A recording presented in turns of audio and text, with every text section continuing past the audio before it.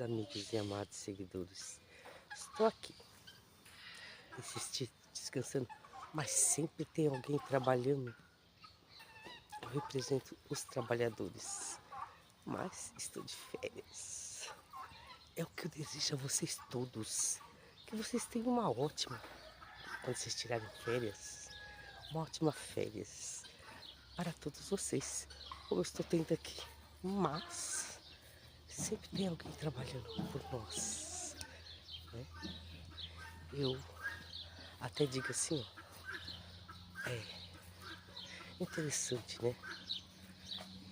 Olha lá, o Senhor trabalhando, né? Nós sempre estamos tendo alguém trabalhando por nós. Nós que somos CLTs, olha lá, o Senhor ali, ó, cortando tudo. Tá? E um grande beijo da Solange.